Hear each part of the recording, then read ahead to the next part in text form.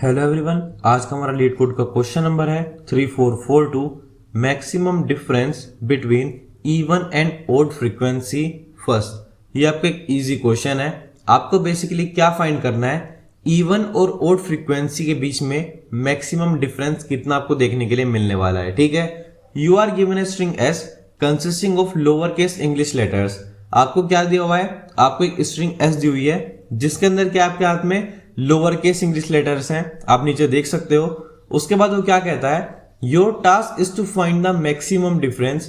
आपको क्या find out करना है, मैक्सिमम डिफरेंस फाइंड आउट करना है between the frequency of character A1 and A2 such that. आपको मैक्सिमम डिफरेंस फाइंड करना है। बस उसने आपको कंडीशन क्या दी हुई है कि जो A1 है उसकी जो फ्रीक्वेंसी है वो हम उसमें ओड वाली काउंट कर रहे हैं, और A2 के अंदर हम क्या काउंट कर रहे हैं, जो हमारी इवन वाली फ्रीक्वेंसी हम उसको काउंट कर रहे हैं। ठीक है, अब एक काम करते हैं, इस पूरे को ना एक एग्जांपल के साथ अच्छे से समझते हैं। ठीक है, सो चलते हैं अपने वन नोट की तरफ और वहां पर अपने एग्जांपल के साथ चलते हैं। सो देखो, हमारे पास जो इनपुट स्ट्रिंग है उसके अंदर हमें क्या दिया हुआ है, कुछ इस तरह से हमें दिया हुआ है A B B C। ठीक है, अब हम क्या करेंगे, अब आप सबसे पहले उसने क्या कहा, आपको काउंट करना पड़ेगा कि आपके पास किस कैरेक्टर की फ्रीक्वेंसी कितनी बार आई है। ठीक है, सबसे पहले आप ये बताओ, मेरे पास इस वाले केस के अंदर जो मेरा ए है वो मेरे पास कितनी बार आया। अगर आप मैं आज से देखूं तो देखो 1 2 3 4 5। सो जो मेरा ए है वो मेरे पास टोटल कितनी बार आया, यहाँ पे 5 बार आया है। अच्छा चलो हम यहाँ पे बी की बात करते हैं, तो बी कितनी बार आया मेरा, आपको तो बी तो मेरा क्लियरली एकदम दिख रहा है। सो यहाँ पे जो बी है वो मेरा कितनी बार आया, वो मेरा फाइनली यहाँ पे देखो 2 बार आया है। उसके बाद अगर मैं बात करता हूँ अपने सी के लिए, तो यहाँ पे सी के लिए भी हम लिख लेते हैं, सी मेरा मैक्सिमम अभी तक कितनी बार आया, मेरे पास सिर्फ और सिर्फ 1 बार आया है। ठीक है, अब आपको मैक्सिमम डिफरेंस निकालना है between the odd and the even. ठीक है, आप ये बताइए पहले यहाँ पे ओड कौन कौन से हैं। देखो जो ओड होंगे हम उनको येलो कलर से मार्क करते हैं। ठीक है, अगर मैं बात करता हूं अपने 5 की यानी कि ए की, तो वो मेरा ओड है।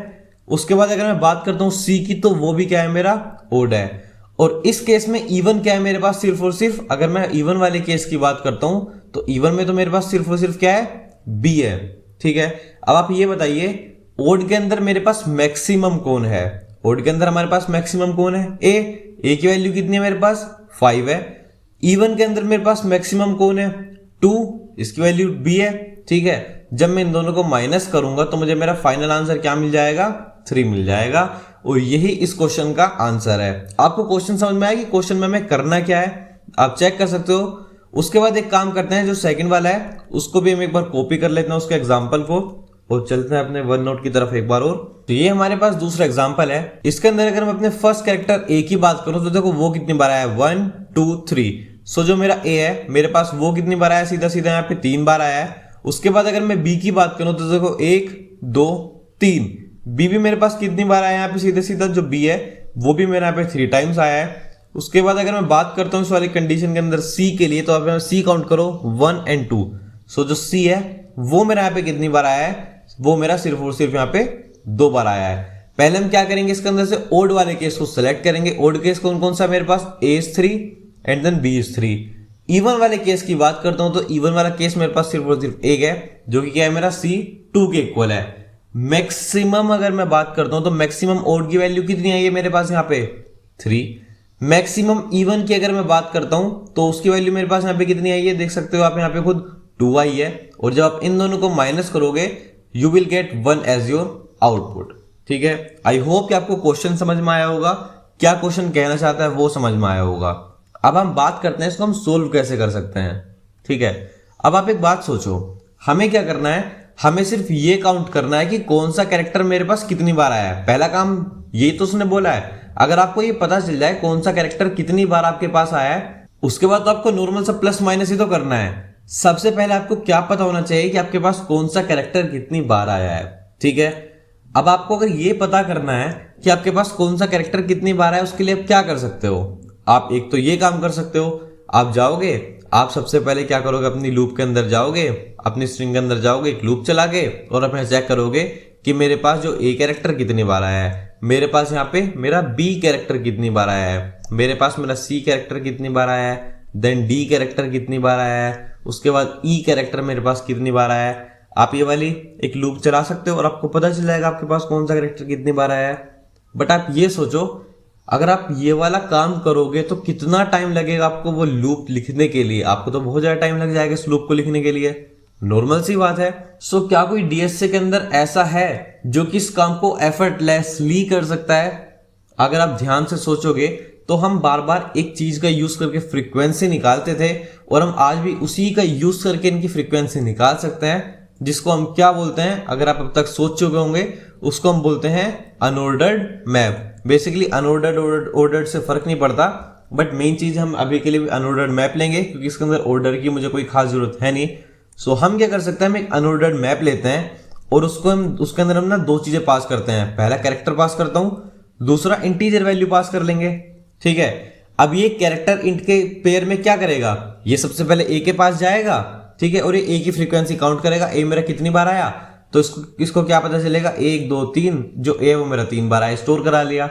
उसके बाद ये मेरा बी के पास जाएगा, चेक करेगा बी कितनी बार आया, 3 बार आया, तो स्टोर करा लेगा। सिमिलरली मेरा सी के पास जाएगा, उसके बाद ये जाके चेक करेगा, सी मेरा 2 बार आया, स्टोर करा लेगा। बस ये मेरा स्टोर कराएगा। उसके बाद मैं क्या करूंगा, मैक्सिमम वैल्यू को कंपेयर कर, उसके बाद मैं क्या करता हूं, पे लिख लेते हैं। उसके बाद मैं क्या करूंगा, यहाँ पे मैक्सिमम वैल्यू को कंपेयर कर लूंगा। मैक्सिमम वैल्यू भी देखो मुझे 2 चाहिए। पहली जो मैक्सिमम वैल्यू है वो मुझे इवन के लिए चाहिए, दूसरी मुझे ओड के लिए चाहिए। दोनों को कंपेयर कर लूंगा, लास्ट में उन दोनों को माइनस करा के अपने आंसर को मैं रिटर्न करा सकता हूं। ठीक है, एक काम करते हैं, इसका जब कोड लिखेंगे तो आपको और अच्छे से समझ में आएगा। सो एक बार चलते हैं इस वाले क्वेश्चन के कोड वाले पार्ट की तरफ। ठीक है, सो देखो सबसे पहले हमने क्या बात की है, सबसे पहले मुझे इसके अंदर एक अनऑर्डर्ड मैप क्रिएट करना पड़ेगा। सो उसके लिए लिख लेते हैं अनऑर्डर्ड अंडरस्कोर मैप, और उसके अंदर क्या क्या पास करेंगे। देखो पहला मेरा कैरेक्टर होना चाहिए और दूसरा उसका फ्रीक्वेंसी के लिए मुझे एक इंटीजर चाहिए, इसका नाम रख लेते हैं अपना फ्रीक्वेंसी। ठीक है, जो मेरा मैप है वो क्रिएट हो चुका है। उसके बाद मुझे क्या करना है, उसके बाद मुझे एक लूप चलानी पड़ेगी जिससे वो फ्रीक्वेंसी को अपनी इंक्रीज कर सके। सो यहाँ पे एक लूप चला लेते हैं फॉर ऑटो, इसको कॉन्स्टेंट रख लेते हैं, फॉर कॉन्स्ट ऑटो एंड सी। ठीक है, अब हम क्या करेंगे, जो मेरा सी है वो एक एक मेरे एस रजिस्टरिंग के अंदर जो भी कैरेक्टर है उसके अंदर जाएगा और वो जाके क्या करेगा, वो जो भी मेरी फ्रीक्वेंसी होगी सी की, बस उसको क्या कर देगा, प्लस प्लस कर देगा। इसका मतलब क्या है, अगर मैं अपने वन नोट्स में समझूं, वो ए के पास जाएगा। देखो ये काम किस तरह से करता है, सबसे पहले वो एक यहां पे जाएगा, ठीक है, अपने एकदम पहले लेटर के पास जाएगा। उसने देखा ए है, अच्छा तो ए मेरे पास आ चुका है, तो ए को मैंने 1 कर दिया। फिर वो क्या करेगा, इसको भी एक सेकंड के ना एकदम ब्लैंक ही कर लेते हैं। फिर वो किसके पास जाएगा, बी के पास जाएगा। वो कहेगा ओके मेरे पास बी आ गया, तो बी इंक्रीज हो गया। सी आया तो वापस से क्या हुआ, सी इंक्रीज हो गया, कोई प्रॉब्लम नहीं है। उसके बाद दोबारा से ए आया, जब उसको दोबारा से ए मिलेगा तो वो ए को 2 कर देगा। देन उसको अगेन कौन मिला, ए बी मिला, 2 हो चुका, सी मिला, अगेन 2 हो चुका। उसके बाद क्या होगा, उसको दोबारा से ए मिला तो ये 3 हुआ, बी मिला तो फिर ये मेरा 3 हुआ, और यहां पर मेरी स्ट्रिंग खत्म हो जाती है। तो जो मेरा मैप है फाइनल क्या स्टोर कराएगा, ए मेरा कितनी बार आया, बी मेरा कितनी बार आया और सी मेरा कितनी बार आया। ठीक है, सो हमने भी सेम चीज अपने से करवा लिया है। अब इसने क्या करा, सबकी फ्रीक्वेंसी को स्टोर करवा दिया मेरे पास। ठीक है, कोई प्रॉब्लम नहीं है, आगे चलते हैं। फ्रीक्वेंसी मेरी क्रिएट हो चुकी है। अब उसके बाद मेरे अकॉर्डिंग जो क्वेश्चन था उसके अंदर मुझे क्या चीज चाहिए, 2 चीज चाहिए थी। एक तो मुझे क्या चाहिए कि मेरे पास मेरी मैक्सिमम जो है वो ओड की वैल्यू कितनी है। ठीक है, हमें टोटल 2 चीजें चाहिए ना, एक तो मुझे मैक्सिमम ओड की फ्रीक्वेंसी निकालनी थी अगर आपको याद होगा, और एक हमें मैक्सिमम इवन की फ्रीक्वेंसी निकालनी की, कितनी बार आए हैं ये। स्टार्टिंग में इसको 0 मान लेते हैं कि अभी मेरे पास नहीं है। दोबारा एक और लूप चलाते हैं, अपनी फ्रीक्वेंसी के ऊपर लूप चलाएंगे बेसिकली हम। ठीक है, लूप के लिए मुझे क्या करना पड़ेगा, दोबारा से कॉन्स्टेंट, सॉरी यहाँ पे टी आएगा, ऑटो। अब देखो ऊपर हम सी ले चुके हैं, तो यहाँ पे हम क्या ले लेते हैं, चलो यहाँ पे हम पी ले लेते हैं। ठीक है, कोई फर्क नहीं पड़ता। अब ये जो मेरा लूप है, ये वाला लूप किसके ऊपर चलाएंगे हम, अपनी फ्रीक्वेंसी के ऊपर, क्योंकि चेक तो मैं फ्रीक्वेंसी ही करनी है ना अपनी। ठीक है, या फिर आप बोल सकते हो जो फ्रीक्वेंसी वही मेरे मैप का नाम है। अब ये वाला लूप मेरा उसके ऊपर चलेगा। अभी मैं देखो क्या क्या कंडीशन चेक करने वाले हैं। इफ सबसे पहले हम मान के चलते हैं, जो भी एक काम करते हैं इसको ना स्टोर और करा देते हैं एक जगह, 1 सेकंड रुकिए। ठीक है, कोई प्रॉब्लम नहीं है। हम यहाँ पे एक इंटीजर ना काउंट ले लेते हैं। काउंट बेसिकली क्या करता रहेगा, जो भी मेरे मैप के अंदर सेकंड वाली वैल्यू होगी उसको स्टोर करा लेगा। ठीक है, अगर हम यहाँ पे जाके देखें, जो मेरी मैप के अंदर सेकंड वाली वैल्यू है वही तो मेरी काउंट है कि कौन सा मेरे पास कितनी बार आया है, 3 बार आया, 3 बार आया, 2 बार आया। ठीक है, कोई प्रॉब्लम नहीं है। सो काउंट के अंदर मेरे पास हर बार वैल्यू आ जाएगी, ठीक है। अब अगर जो भी काउंट है, अगर मैं उसको यहाँ पे मोड निकाल दूं उसका 2 के साथ और वो इक्वल्स टू मेरे पास कितना आ जाए, 0 आ जाए, इसका मतलब कौन सी कंडीशन है मेरी, इवन वाली कंडीशन है। सो यहाँ पे जो मेरा मैक्स इवन होगा वो क्या होगा, मैक्सिमम होगा किसका, जो कि वो पहले से है, यानी कि मैक्स इवन खुद का, और उसके साथ साथ जो नई वाली मुझे काउंट की वैल्यू मिली होगी, ठीक है। कोई प्रॉब्लम नहीं है। ये कंडीशन हमने कब के लिए लिखी है, जब मेरा इवन वाला केस होगा। अब एक काम करते हैं, इसी के जस्ट नीचे से मैं ओड वाला केस भी डाल देते हैं। सो यहीं पे पेस्ट कर लेते हैं अपना ओड वाला केस भी। ओड वाले केस के अंदर क्या चेंज होगा कि अगर ये जो वैल्यू है ये नॉट इक्वल्स टू 0 है, और बेसिकली ओड वाले के लिए आप इफ एल्स भी सीधा सीधा लिख सकते हो। इसकी भी देखो, अगर यहाँ पे देखा जाए तो कोई खास ऐसी जरूरत तो नहीं है, ठीक है। मैं यहाँ पे क्या कर सकता हूँ, इफ तो यहाँ पे देखो ऑलरेडी डिफाइंड है, मैं बस यहाँ पे जाता हूँ और यहाँ पे इसको एल्स के लिए डिफाइन कर लेते हैं। सो हो जाएगा मेरा एल्स, ठीक है, क्योंकि अगर इवन नहीं होगा तो नॉर्मल सी बात है क्या होगा, वो ओड ही होने वाला है। सो यहाँ पे कौन अपडेट होगा एल्स वाली कंडीशन में, मेरा मैक्सिमम ओड वाला अपडेट होगा। वो किसके साथ चेक करेगा, मैक्सिमम ओड के साथ चेक करेगा। सो हो जाएगा मेरे मैक्सिमम ओड और काउंट। और आपको आंसर में क्या रिटर्न कराना है, रिटर्न हमें क्या कराना है, जो भी मेरे मैक्सिमम ओड की वैल्यू है उसमें से मुझे क्या माइनस करना है, जो भी मेरे मैक्सिमम इवन वाली वैल्यू है, ठीक है। चेक करते हैं इसको एक बार रन करके। आप देख सकते हो जो मेरे सारे टेस्ट केसेस हैं वो पास हो चुके हैं। एक बार इसको सबमिट करके भी चेक कर लेते हैं।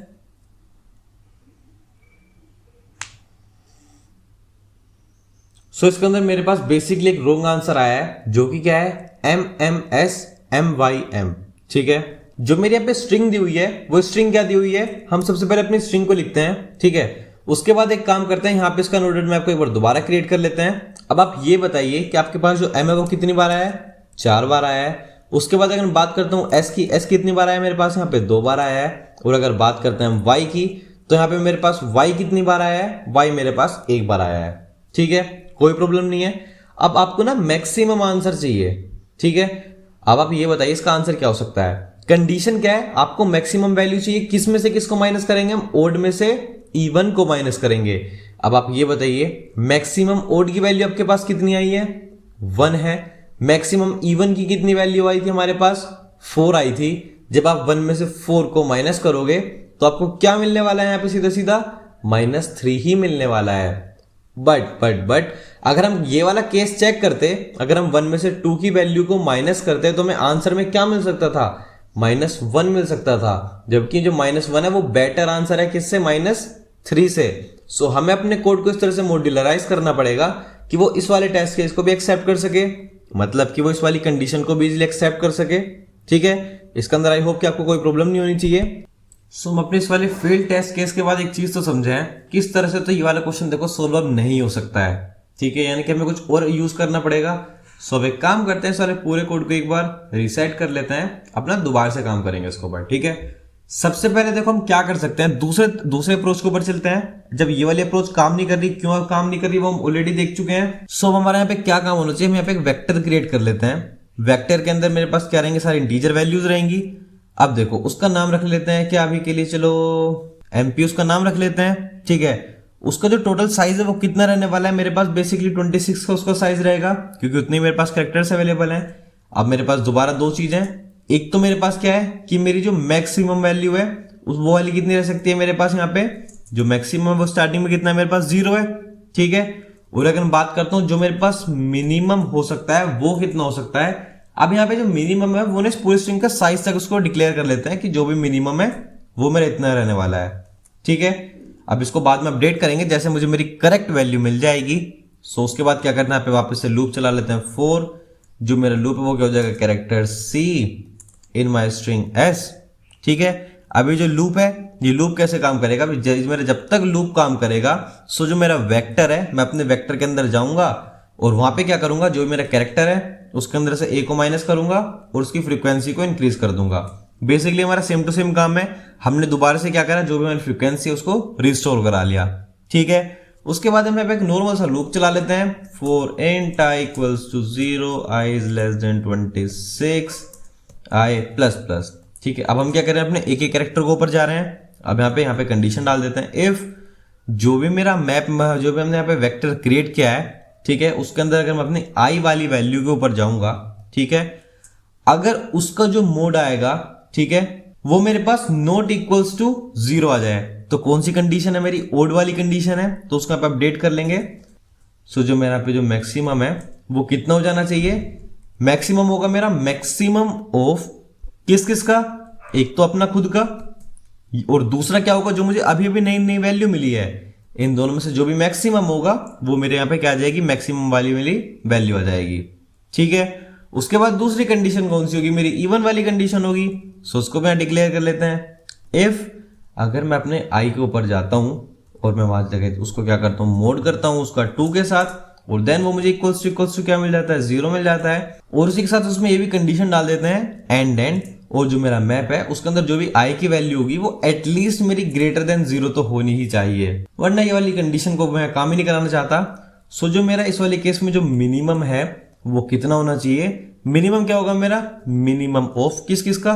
खुद का होगा एक तो मेरा मिनिमम, कोमा दूसरी किसकी बात करूंगा मैं? वही अपने मैप की वैल्यू। अगर मुझे उसके अंदर से जो भी वैल्यू मिल जाती है उसको मैं यहाँ पे रिटर्न कराने के लिए देख लूंगा, ठीक है।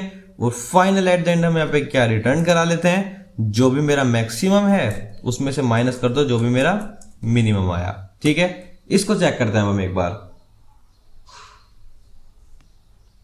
आप देख सकते हो जो मेरे सारे टेस्ट केसेस हैं वो पास हो चुके हैं। एक बार इसको सबमिट भी करके देख लेते हैं।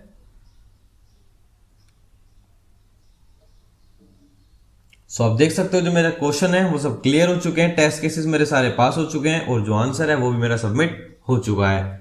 Thanks for this question and yes this is for today's question. अब हम मिलते हैं अपने नेक्स्ट क्वेश्चन में। Till then keep coding, keep practising.